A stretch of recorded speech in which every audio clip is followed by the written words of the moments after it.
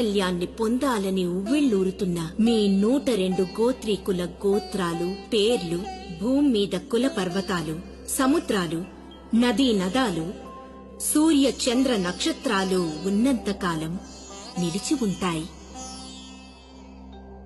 పురాణ ఇతిహాస పుటలలో సువర్ణాక్షర లిఖితమై వెలుగొంది అజరామరంగా నిలుస్తాయి. నా ఈ అగ్ని ప్రవేశం యుద్ధానికి భయపడు, సార్వభౌముడికి భయపడో కాదు, అహింసా పరమో ధర్మః అన్న సత్యాన్ని రుజువు చేయడానికి నా ఈ అగ్ని ప్రవేశం. అకారణ రణాన్ని నివారించి అమాయకులు, పసిపిల్లలు, అబలలు బలి కాకుండా కాపాడడానికే నా ఈ అగ్ని ప్రవేశం. సార్వభౌముడిలోని అహంకారాన్ని రూపుమాపడానికే నా ఈ అగ్ని ప్రవేశం. స్వార్థపరులెవరో, నిస్వార్థ పరమేశ్వర భక్తులెవరో తేల్చడానికే నా ఈ అగ్ని ప్రవేశం.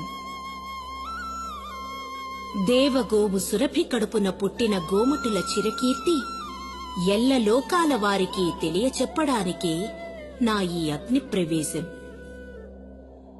ఇలా తలంపై ఉన్న సకల వైశ్య గోత్రీకులకు నా విన్నపం ఒక్కటే.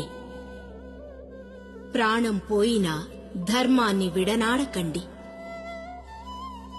ఆస్తిపాస్తులు అంతరిస్తున్నా అధర్మానికి ఒడిగట్టకండి.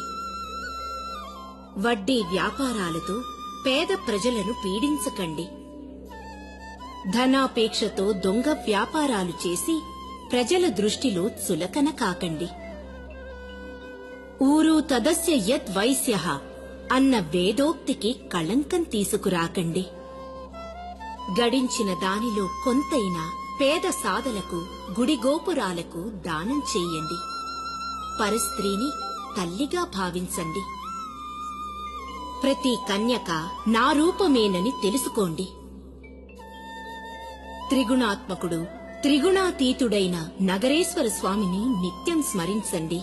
వింధ్యవాసిని దయతో, పిల్లా పాపలతో చిరకాలం వర్ధిల్లండి.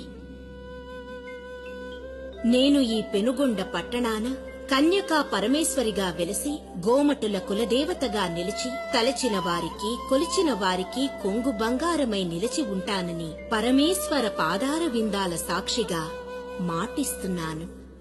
ఇది వేదం, ఇదే వేదం.